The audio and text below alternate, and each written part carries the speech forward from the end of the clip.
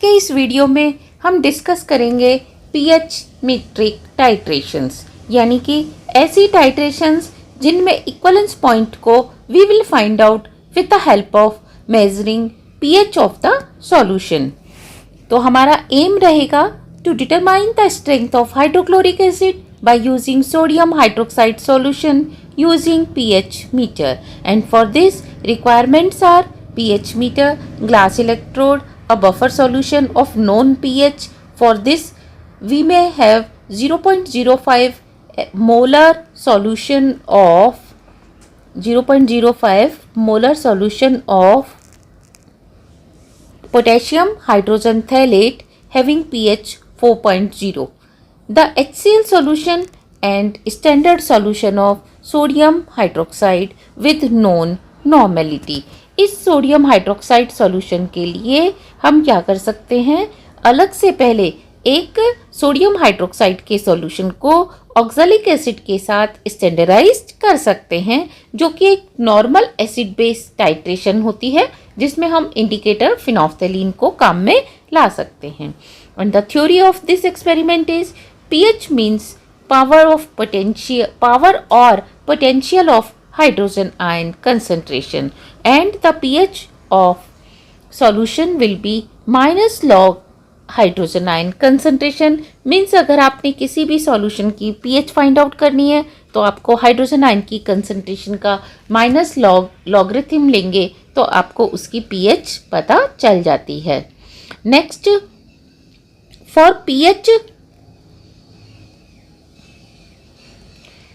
for pure water at 25 degree centigrade, hydrogen ion is equal to 10⁻⁻7। कोई भी आप pure water लेते हैं, डिस्टिल वाटर, और 25 डिग्री सेंटीग्रेड पे, तो उसकी हाइड्रोजन आयन कंसंट्रेशन होती है 10⁻⁻7, एंड जो उसकी पीएच होगी अगर आप माइनस लॉग लेंगे 10⁻⁻7 का, this will be equal to 7।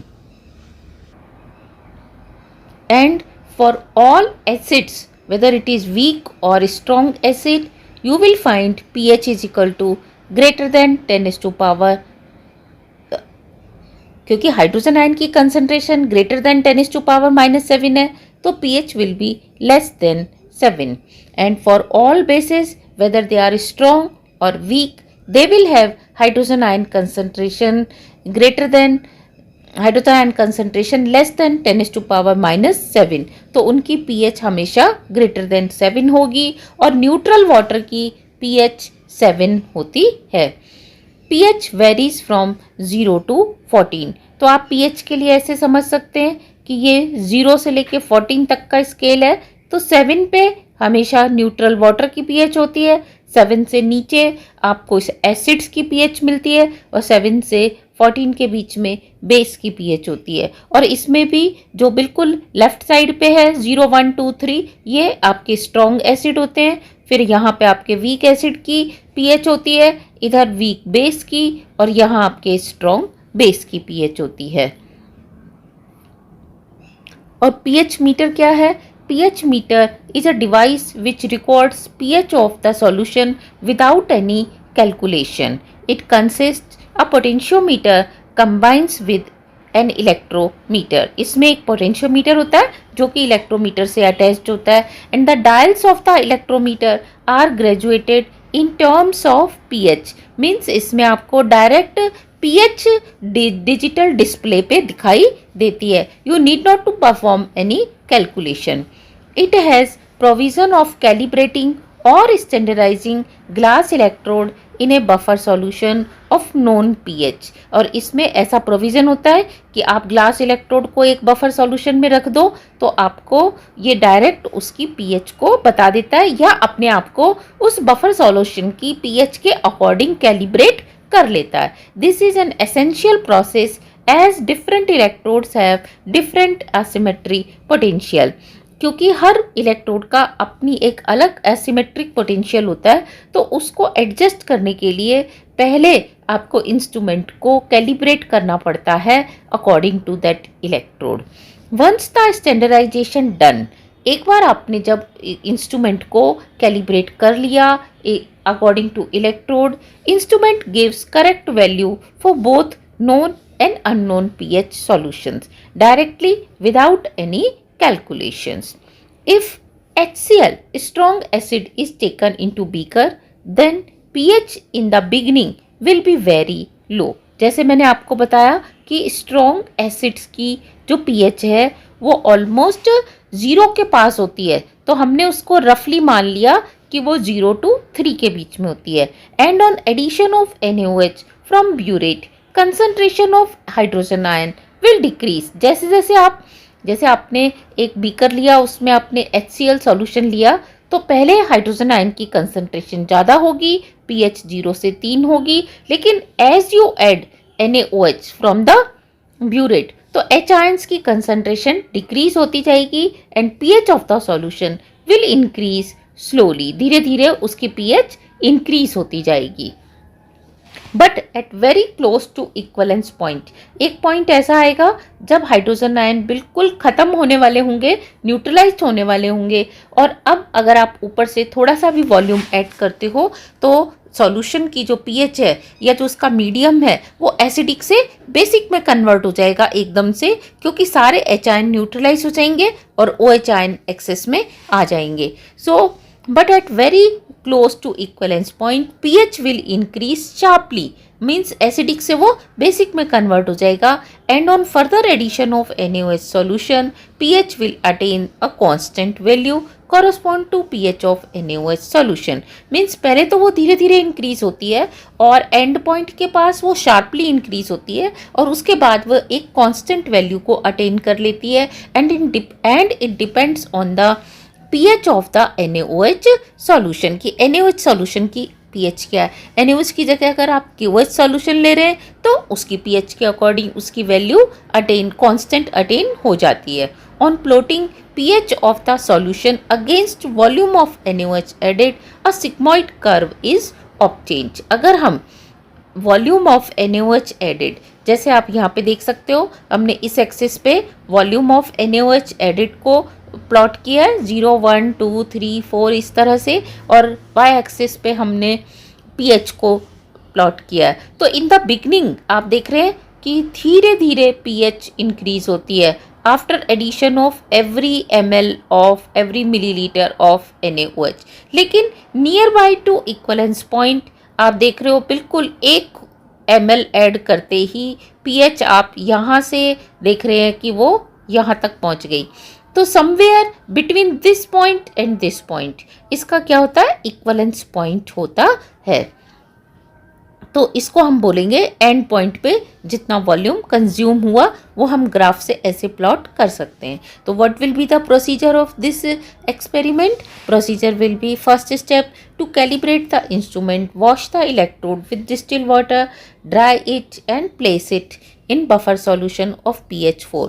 सबसे पहले हम इंस्ट्रूमेंट का कैलिब्रेशन करते हैं और कैलिब्रेशन करने के बाद हम क्या करेंगे, उसको वॉश करके और बफर सॉल्यूशन में रख देते हैं. बफर सॉल्यूशन की pH हम काम में लेते हैं, सॉरी ये pH ऐसे लिखेंगे हम, pH लेते हैं हम 4. Connect the electrode to the input socket and note the pH of buffer solution. तो पहले हमारे पास जो सॉल्यूशन है वो नॉन pH का है. इसके साथ साथ हम उस इलेक्ट्रोड को उसमें डिप करके और सॉकेट में उसका कनेक्शन करके हम इंस्ट्रूमेंट को कैलिब्रेट कर लेंगे, उसकी pH को 4 पे एडजस्ट कर लेंगे. The reading of the pH meter will be around 4, क्योंकि आपने pH 4 का सॉल्यूशन लिया है तो उसकी रीडिंग भी 4 आएगी. Wait for some time to the reading becomes stable. इस थोड़ी सी देर के लिए हम वेट करते हैं जब तक कि रीडिंग्स स्टेबल हो जाती हैं. To take a known volume of acid, अब हम क्या करते हैं, एसिड का नॉन वॉल्यूम लेते हैं, या तो 20 ml या 40 ml, इतना लेंगे जितने में कि इलेक्ट्रोड उसमें डिप हो जाए. और बीकर हम 50 ml की जगह 100 ml का भी ले सकते हैं. Dip the glass electrode in it and note the pH. अब हम इसमें इलेक्ट्रोड को डिप करके pH को नोट कर लेते हैं. Now add small amount of NaOH solution at regular interval, shake the solution and note the pH after every addition. हम 1 ml या half ml NaOH solution add करते हैं और pH की रीडिंग्स को नोट करते हैं। And the volume of NaOH added should be made smaller and smaller near the equivalence point. Means कि जैसे ही आपका ये इक्वलेंस पॉइंट आने वाला होता है तो आप क्या करेंगे, इस पोर्शन में जो ऐड करेंगे वो कितना ऐड करेंगे, यहाँ से लेके यहाँ तक अगर आप शुरू में हाफ ml कर रहे हैं तो अब आप बिल्कुल 0.1 ml ऐड करेंगे ताकि आपको ये पोर्शन बिल्कुल शार्प सिग्मॉइड शेप में मिल सके। इसके बाद हम क्या करते हैं, now take a number of readings even after the equivalence point. हम क्या करते हैं, इक्वलेंस पॉइंट के बाद भी कुछ रीडिंग्स लेते हैं ताकि आपको ऊपर जो कांस्टेंट वैल्यू मिलने वाली है या सिग्मॉइड शेप का जो कर्व मिलने वाला है वो आपको मिल सके। Plot the pH along the ordinate and volume of NaOH added along the abscissa and find the equivalence point from it। हम ग्राफ से इक्वलेंस पॉइंट को ले लेते हैं। तो ये देखिए, ये इसका हम इंस्ट्रूमेंटेशन ऐसे करते हैं। ये आपका pH मीटर होता है। pH मीटर में हम pH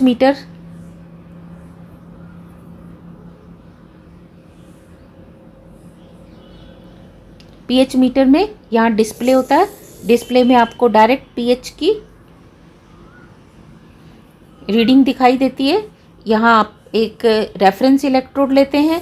रेफरेंस इलेक्ट्रोड के साथ ये आपका इंडिकेटर इलेक्ट्रोड होता है और इंडिकेटर इलेक्ट्रोड में आप जनरली ग्लास इलेक्ट्रोड काम में लेते हैं। इसके बाद इन दोनों को हम सॉल्ट ब्रिज से कनेक्ट कर देते हैं। यहाँ ब्यूरेट से हम इसमें धीरे धीरे ऐड करते हैं NaOH सॉल्यूशन और नीचे हमने बीकर में क्या ले रखा है, HCl solution of unknown normality.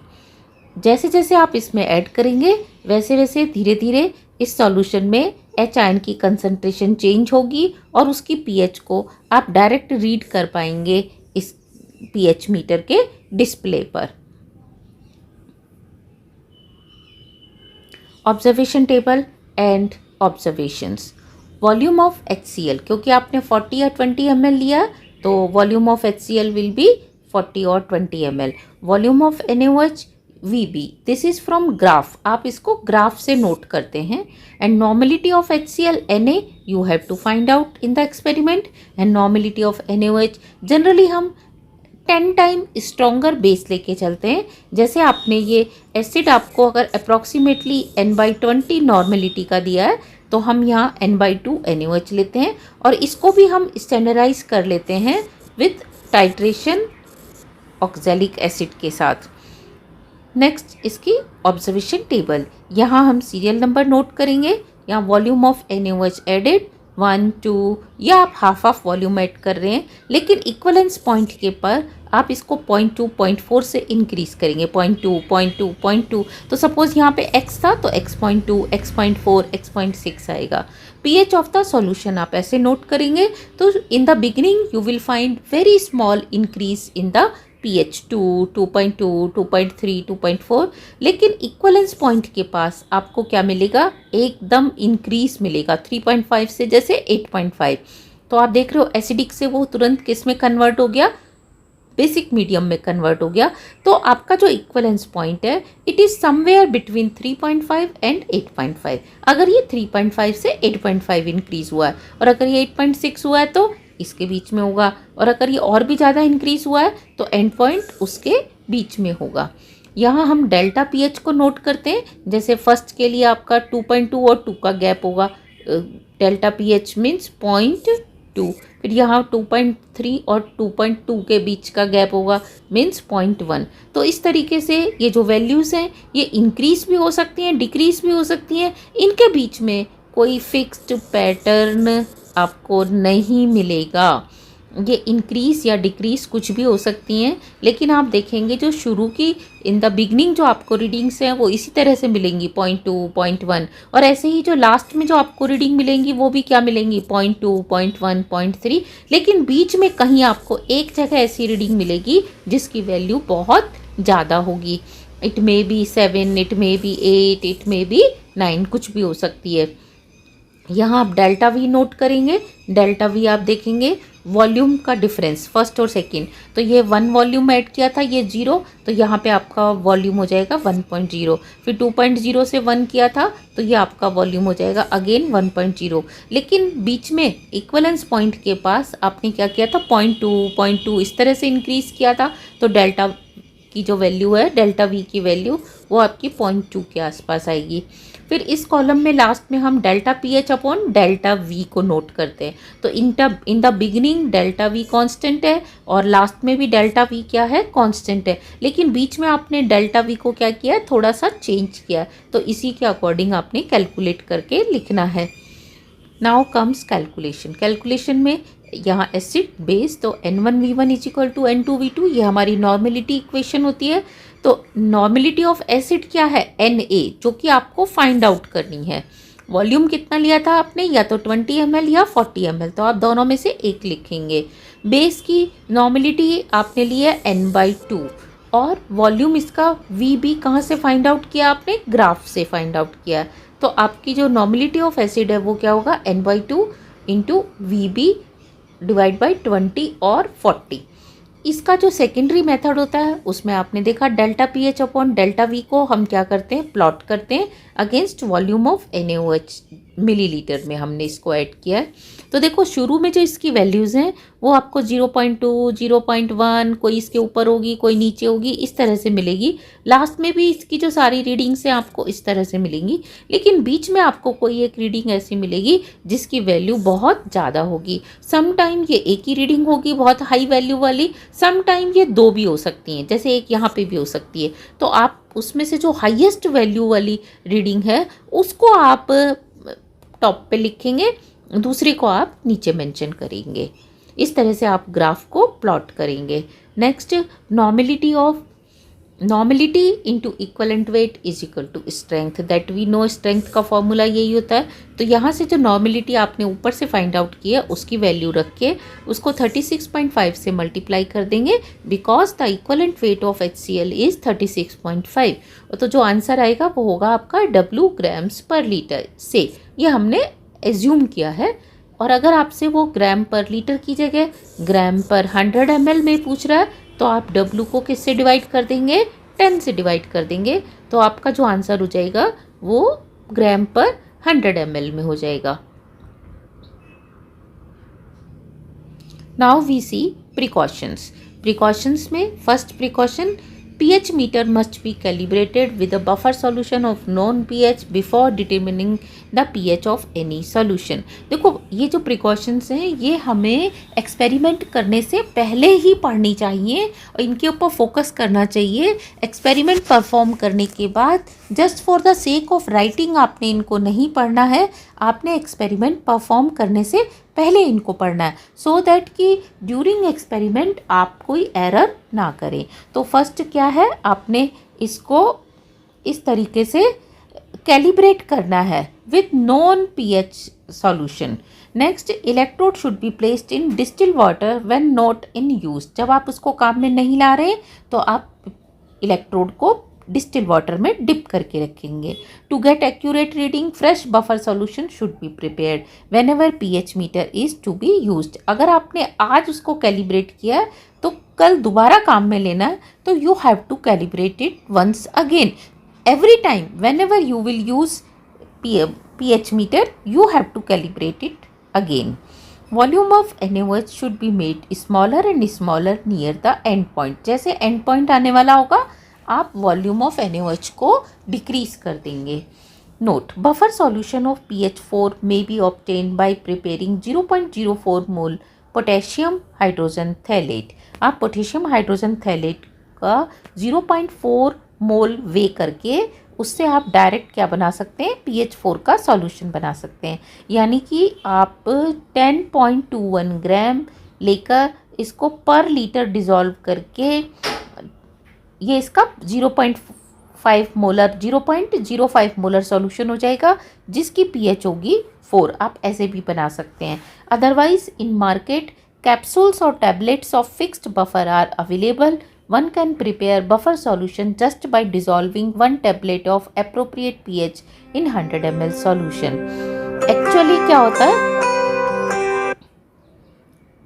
क्या होता है, आपको मार्केट में ऐसी टैबलेट्स मिलती हैं, उस टैबलेट को आप डायरेक्ट ग्राइंड करके पाउडर फॉर्म में 100 ml के फ्लास्क में आप डिज़ोल्व कर दो, उसको यहाँ तक मेकअप कर लो, तो आपका वो सॉल्यूशन डायरेक्ट pH 4 का। इसी तरीके से अगर आपने 7 pH वाली टैबलेट को डिज़ोल्व किया तो 7 pH का, और 10 pH वाली उसको डिज़ोल्व किया टैबलेट को तो 10 pH का बफर सॉल्यूशन डायरेक्ट मिल जाता है।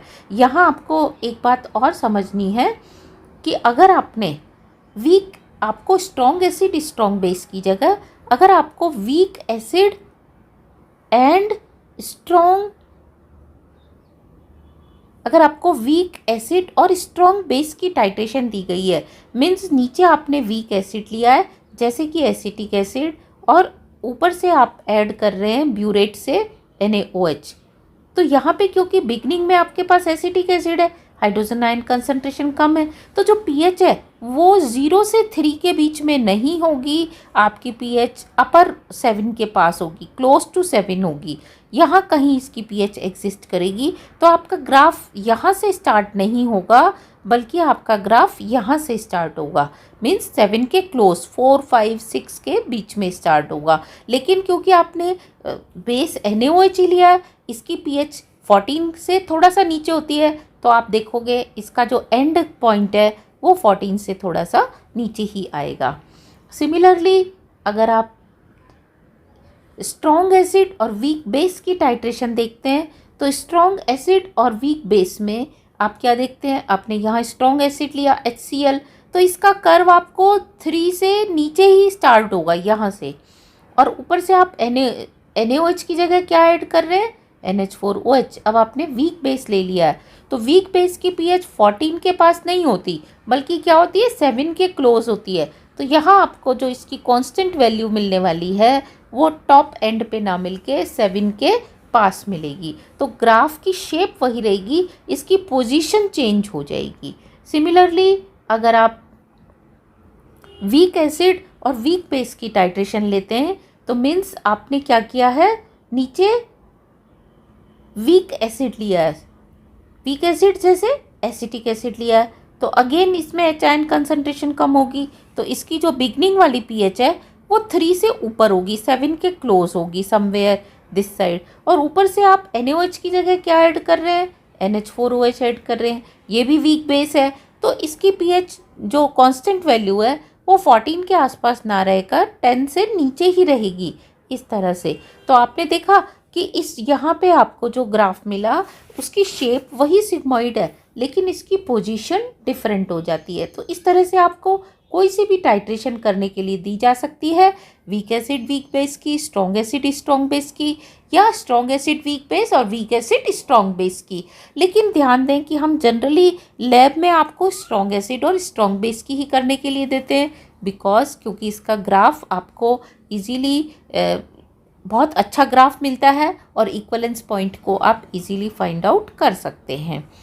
यहाँ पे आप ध्यान दें कि कुछ लैब्स में instead of digital pH meter उनके पास पेन टाइप pH मीटर होते हैं। ये जो पेन टाइप pH मीटर होते हैं ये इजी टू यूज़ होते हैं। इसमें आप पेन टाइप pH मीटर में सिंपली एक पेन की तरह से pH मीटर होता है, जिसमें यहाँ नीचे इलेक्ट्रोड लगा होता है और यहाँ डिस्प्ले होता है। इसमें आप सिर्फ इस इलेक्ट्रोड को ऐसे डिप करो, बटन को प्रेस करो और आपको डायरेक्ट यहाँ डिस्प्ले पे pH लिखी हुई दिखाई देती है। तो इसमें आपको इस pH मीटर को भी काम में लेने से पहले इसको कैलिब्रेट करना पड़ता है, या तो 4 या 10 pH वाले सॉल्यूशन से, बफर सॉल्यूशन से। तो आप यहाँ पे पहले बफर सॉल्यूशन लेंगे, या तो 4 pH का या 10 pH का, और उसमें इसको डिप करके इसके बैक साइड पे, इसके यहाँ पे बैक साइड पे एक स्क्रू होता है, उस स्क्रू को आप स्क्रू ड्राइवर से थोड़ा सा लूज़ या टाइट करके इसकी pH को अगर 4 का लिया है तो 4 सेट कर देते हैं, 10 का लिया है तो इसकी pH को हम यहाँ पे 10 सेट कर देते हैं। क्योंकि जैसे जैसे आप स्क्रू को थोड़ा सा लूज़ या टाइट करोगे तो pH ऑफ द जो आपको दिख रही है रीडिंग ये चेंज होती जाएगी और आप इसको 4 या 10 पे एडजस्ट कर देंगे। Before measuring pH of any solution, dip the pH meter in distilled water.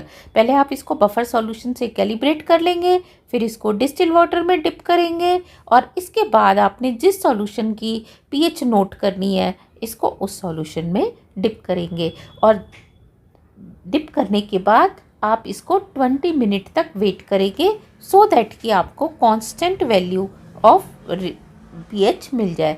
After completion of experiment हम इसको वॉश करेंगे, ड्राई करेंगे, फिल्टर पेपर से इसको पोंछेंगे, then we will cover it with cap, क्योंकि इसके साथ एक कैप आती है, हम उस कैप को इसके ऊपर लगा देंगे और इसको स्टोर करके रख देंगे। So friends, this was all about pH metric titrations, and if you have any query please write in my comment section so that I can solve your queries also.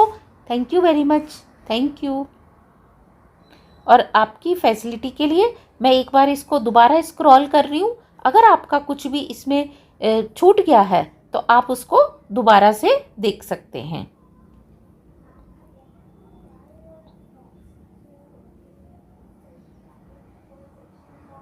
So this was our aim, to determine the strength of hydrochloric acid by using sodium hydroxide, and this is requirement, and after requirement this is theory of the experiment. This is about pH meter.